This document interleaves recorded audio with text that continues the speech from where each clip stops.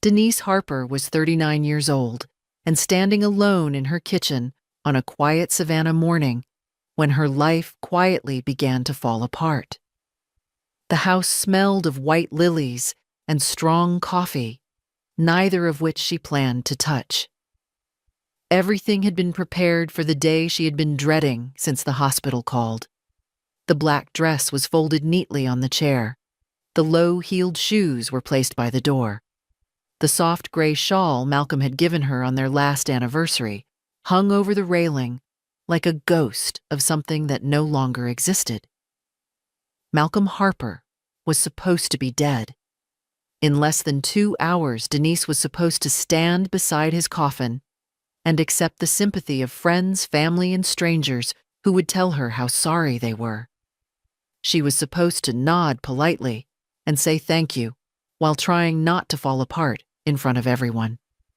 She held her mug of coffee with both hands, even though it was already cold. The house felt wrong without him. Too quiet. Too still. Like a place that had lost its heartbeat. Then the mailbox rattled. The sharp metallic sound cut through the silence like a blade. Denise flinched and turned toward the front door. It was too early for mail. Still, she walked over, slowly opened the door, and looked down. A single white envelope lay on the welcome mat. No return address, no stamp, no postmark. Just her name written in black, uneven letters.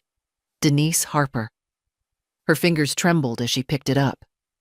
Something about it made her uneasy in a way she could not explain. She tore it open carefully. Inside was a small, folded piece of paper. The message was written in large capital letters. "Don't go to your husband's. Wait, go to your sister's house instead. You will see everything there." Denise read it once. Then again. Her heart began to pound so loudly she could hear it in her ears.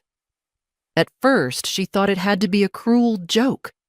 Someone taking advantage of her grief. Someone trying to hurt her when she was already broken. But the message was too specific. It named the one person it should not have named. Vanessa. Her sister.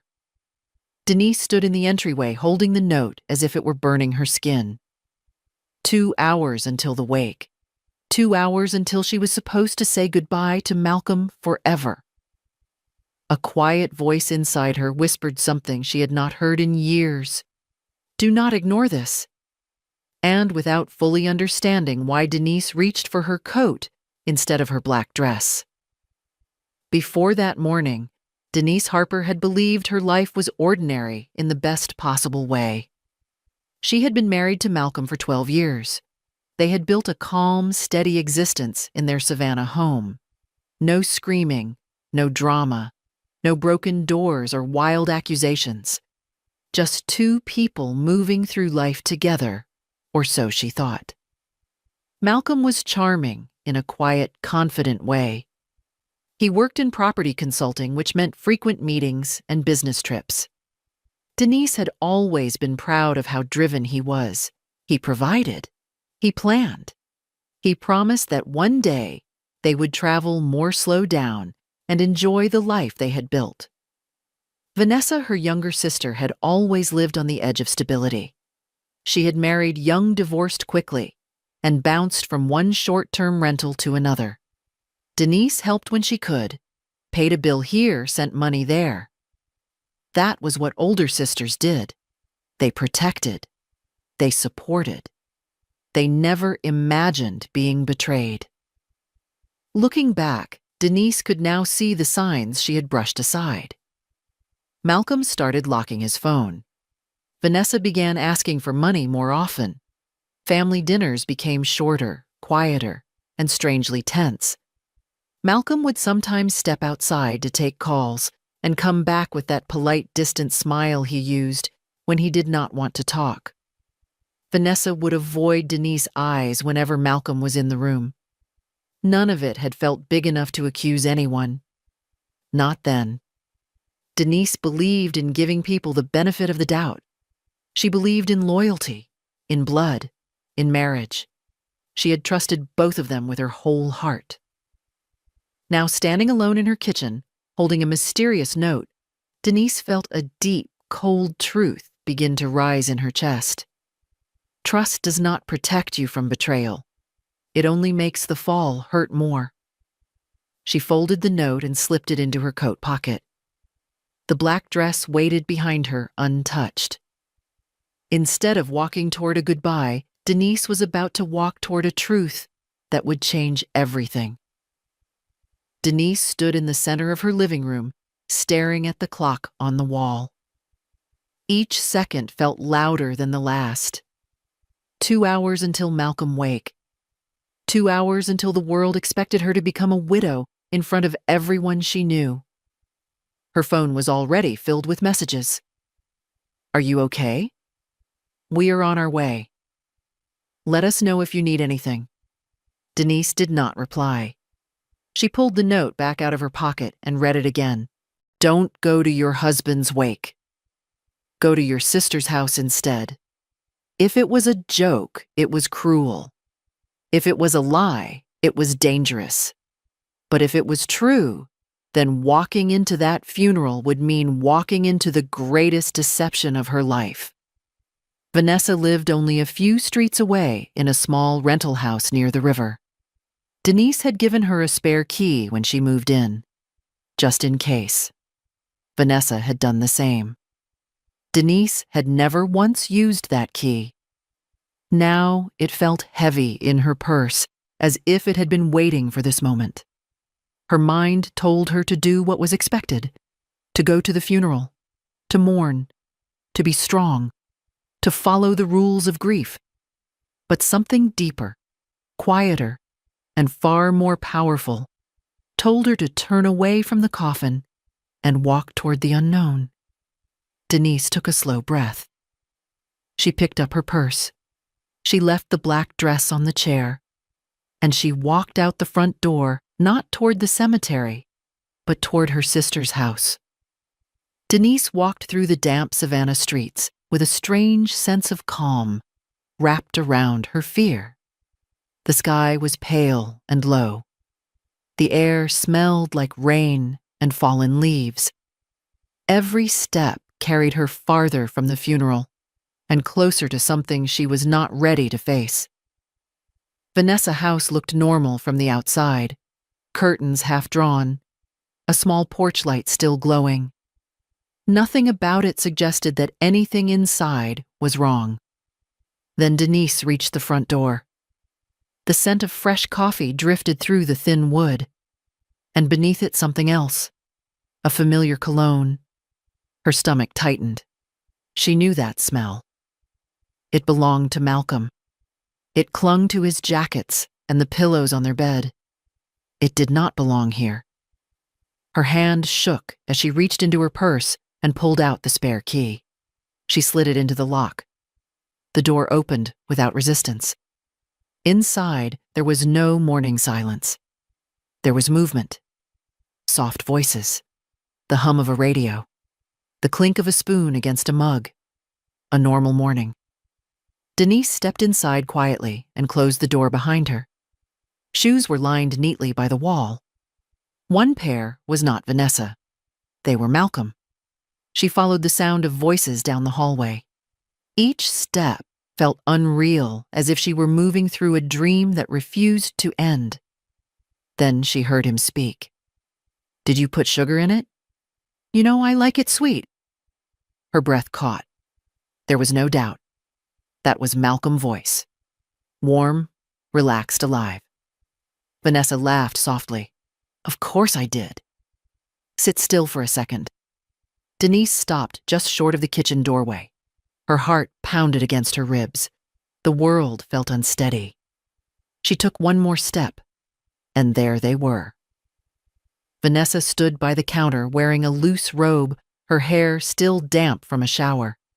Malcolm sat at the small kitchen table in casual clothes, his expression easy and familiar, as if he belonged there. They looked comfortable, intimate, real. Malcolm was not in a hospital bed. Malcolm was not in a coffin. Malcolm was drinking coffee in her sister's kitchen.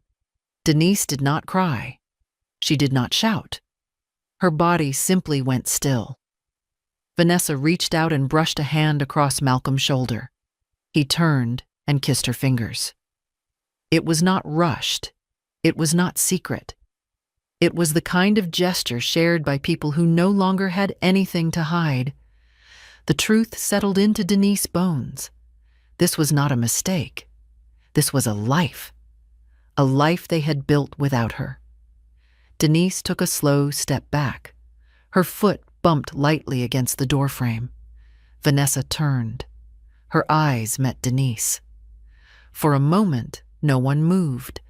Then Denise turned away and walked out of the house carrying a silence that screamed louder than any argument ever could. Outside, the air felt colder than it had a moment before. Denise stepped onto the porch and kept walking without looking back. Her feet moved on their own, as if her mind had not yet caught up with what her eyes had seen. Cars passed on the street. A dog barked somewhere in the distance. The world continued in its ordinary rhythm, while hers had just shattered. Across town, Malcolm's funeral was beginning. People were gathering in quiet rows. His mother sat in the front, holding a tissue in trembling hands. His brother stood beside her, staring at the floor. Friends whispered memories of a man they believed was gone forever. A coffin rested at the front of the room. Flowers covered it in white and pale blue. A nameplate read, Malcolm Harper.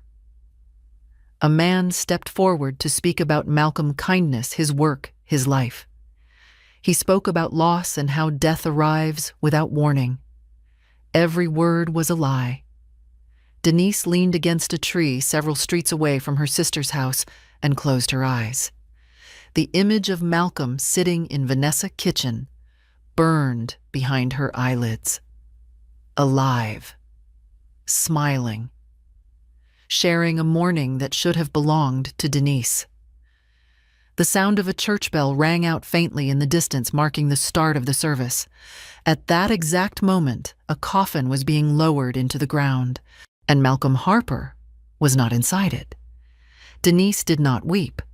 Her tears had frozen somewhere deep inside her chest. She had not just lost a husband.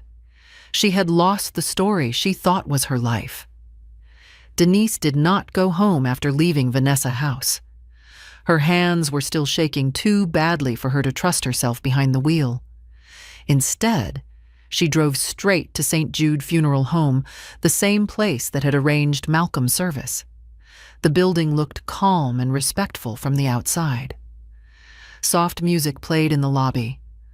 A woman at the front desk offered her a gentle smile filled with practiced sympathy. "I am Malcolm Harper's wife," Denise said quietly. "I need to review some documents.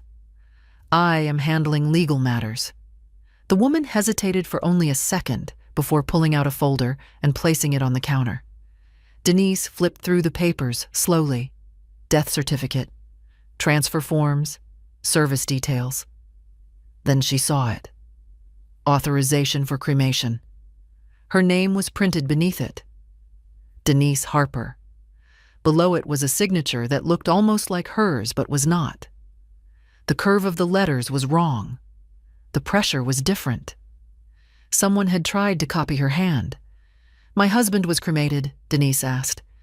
"Yes," the woman replied. "It was done yesterday morning." Denise felt the room tilt. "I never signed this," she said. The woman blinked. "It is in the file. We were told it was your request." Denise stared at the paper. Someone had forged her name. Someone had authorized the destruction of a body. And that body had not been Malcolm. "Can I get copies of these documents?" Denise asked, her voice steady in a way that surprised even her. "Of course," the woman said. "Is something wrong?" "No," Denise replied. "I just need to make sure everything is correct." She left the building with the copies folded inside her purse and a terrible understanding settling in her chest. Malcolm had not simply disappeared. He had replaced himself. A man had been burned so Malcolm Harper could walk away free. Denise returned to her house just before dusk. The sky was heavy with clouds, and the rooms inside felt hollow without the man she once believed shared her life. She moved through the space quietly, as if afraid of waking ghosts. There was one place she had never been allowed to touch: Malcolm home office. He had always insisted on keeping that room to himself. Whenever Denise tried to clean it, he would grow tense and remind her that his work was private. At the time, she thought it was only about control or pride. Now it felt like a warning she had ignored. She opened the door and switched on the desk lamp. Everything was perfectly arranged. Notebooks aligned, pens in straight rows. The laptop closed as if waiting for a return that was never coming. Denise searched the drawers: contracts, receipts, project sketches, nothing unusual. Until she reached the lowest drawer. At the back sat a small wooden box carved with old symbols. It was not locked. Inside lay a thick black notebook. No title, no name, just pages filled with neat, careful handwriting. Denise sat on the floor and began to read. At first, the notes were scattered: dates, names, locations, amounts of money. Then the tone changed. Phase 1. Create emotional distance, limit affection, encourage independence. Phase 2, normalize absences. Travel, late meetings, phone silence. Phase 3, establish alibis. Use V as contact. Family will not question. Denise's throat tightened. V was Vanessa. She turned the page. There were lists of hospitals, doctors, funeral services, numbers written beside them. One line made her hands tremble. St. Jude confirmed. Payment accepted. No wife involved. Another page described how to secure a valid death certificate and how to transfer assets without raising suspicion. This was not panic. This was planning. Malcolm had not acted in desperation. He had designed his disappearance like a business deal. Denise closed the notebook slowly. The man she loved had turned her life into a strategy, and Vanessa had been part of it from the beginning. She slipped the book into her purse, knowing it was no longer just proof. It was a map of everything that had been stolen from her. The rain had started by the time Denise reached Vanessa neighborhood. It was a steady, quiet drizzle that blurred the edges of the houses and made everything look distant and unreal. She did not go back to her sister's door. She did not want another look at Malcolm's face. She wanted witnesses. At the corner grocery, a middle-aged woman was arranging produce. Denise asked if she knew Vanessa. "Of course she does," the woman said. "She lives right across the street. Comes in here almost every morning." "Has she had visitors?" Denise asked. The woman leaned closer. That tall man with the dark jacket, he was there all the time. Early mornings, late nights. You could tell he was not just stopping by. "How long?" Denise asked. "Months. Maybe longer." Denise thanked her and walked 2 houses down. An elderly neighbor opened the door. "You mean the man with the gray car," she said, before Denise even finished. "He was here nearly every night. Sometimes he stayed for days." "Was he alone?" Denise asked. The woman shook her head. "Always with Vanessa. They looked like a couple." Denise felt a weight settle into her chest. These were not rumors. They were observations. Real people had seen the life Malcolm was living with her sister while she believed she was married. This was not an affair hidden in shadows. It was a second home, a second marriage. And Denise had been standing outside of it without ever knowing. That evening, Denise sat alone in a small cafe near the river. The place was nearly empty and smelled of burned coffee and wet coats. She had spread her notes across the table, trying to make sense of what she had uncovered. Someone pulled out the chair across from her without asking. "You are Denise Harper," he said. She looked up to see a man in his early 40s with tired eyes and a stiff posture. "Who are you?" she asked. "Caleb Brooks. My brother was married to Vanessa before she married your husband." Denise froze. Caleb placed a thin folder on the table. Inside were copies of death certificates and funeral documents. "My brother was declared dead 2 years ago. Heart failure," they said. Same doctor, same funeral home. Denise's heart began to race. "I never believed it," Caleb continued. "He was healthy.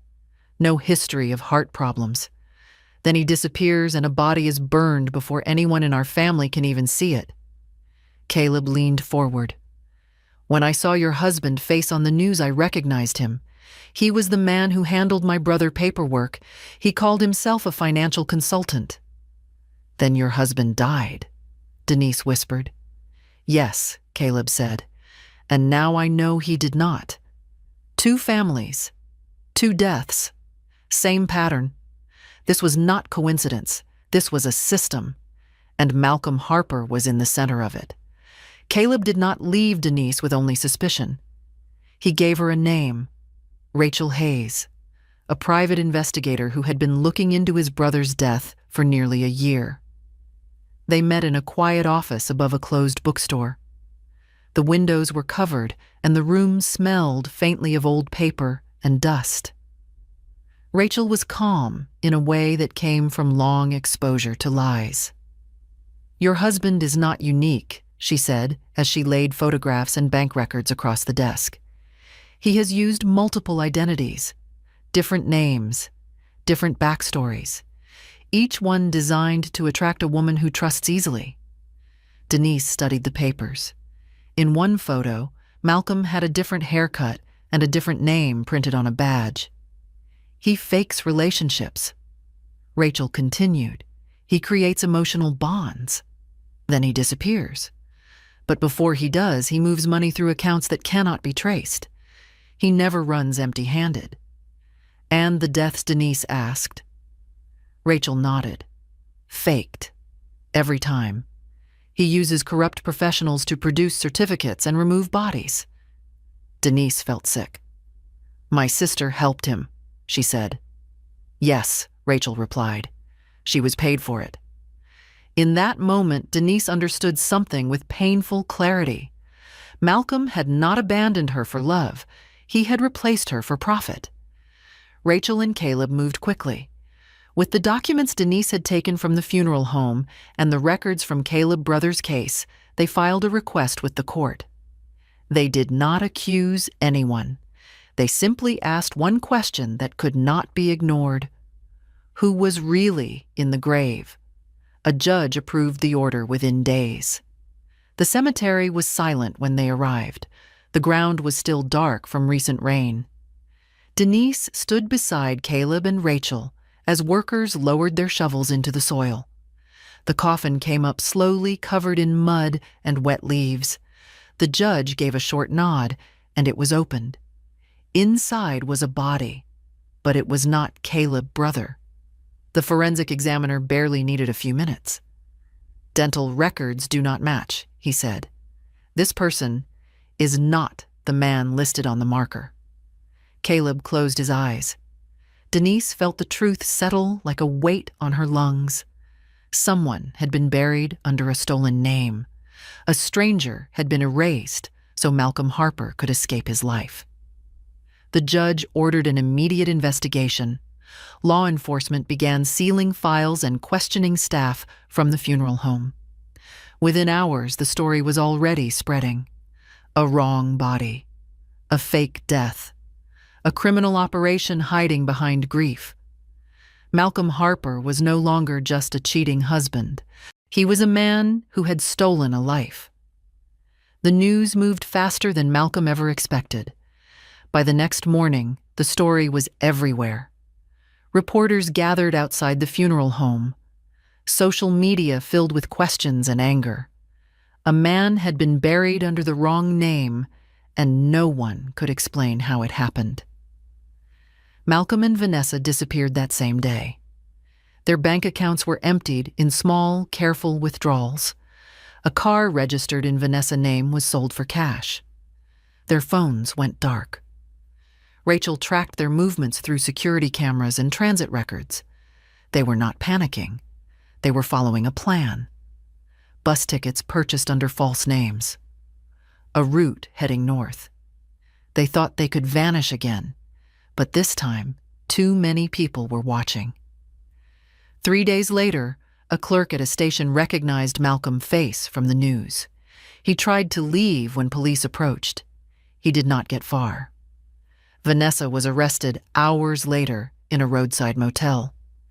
She claimed she had been manipulated, that she only signed papers, that she never meant to hurt anyone. No one believed her. The story had already become larger than excuses. The lies had run out of places to hide. The courtroom was colder than Denise expected. The air felt heavy, as if it carried every secret that had been buried and dragged back into the light. Malcolm entered in handcuffs. He looked smaller than she remembered. Older. The confidence that once filled a room around him had drained away, leaving only a tired man with no place left to run. Denise sat in the front row. When Malcolm's eyes met hers, he hesitated. For a brief moment, it looked like he might try to speak. Denise did not move. No anger crossed her face. No tears fell. She did not give him the relief of knowing he still mattered. He was no longer her husband. He was a defendant. The judge called the case. Charges were read: fraud, identity theft, conspiracy, tampering with human remains.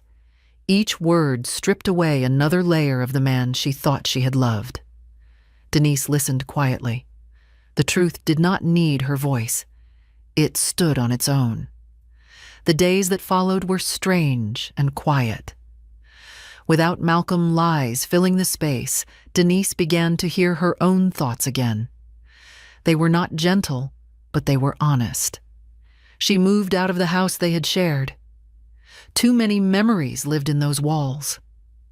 She found a small apartment near the water where the mornings felt open and clean. Rachel introduced her to other victims. Women who had loved a man who never existed. People who had lost money trust in years of their lives. Denise did not hide from them. She told her story, not as a tragedy, but as a warning. Silence protects people like Malcolm. Speaking breaks them. Soon, Denise was helping Rachel collect statements and connect victims. Every voice added another weight to the case. Every detail closed another door Malcolm had once slipped through. She was not the woman who had stood in her kitchen holding funeral flowers anymore. She was someone who knew how dangerous lies could be, and she was no longer afraid of the truth. Denise returned one last time to the cemetery where Malcolm's name had once been carved into a temporary marker. The plaque was gone now. The ground had been leveled. The lie had been erased. She stood there for a long moment, letting the quiet settle around her. They had tried to bury her with their deception. They had called her a widow while her husband was living another life. They had expected her to mourn in silence and never ask questions. But truth does not stay underground forever. It pushes upward. It cracks the surface. It demands to be seen. Denise learned something that day in her sister's kitchen and in every step that followed. Love does not make you weak. Trust does not make you foolish. But silence gives power to those who lie. If someone listening to this story feels something familiar in their chest, a doubt, a fear, a quiet voice telling them something is wrong, do not ignore it. Ask questions. Seek proof. Protect your future. If this story moved, you leave a comment and share what you felt. Tell us what city you are listening from. Your voice matters more than you know. Like the video if you believe truth deserves a platform. Share it with someone who might need to hear it. And subscribe so you do not miss the next story where another silence is finally broken.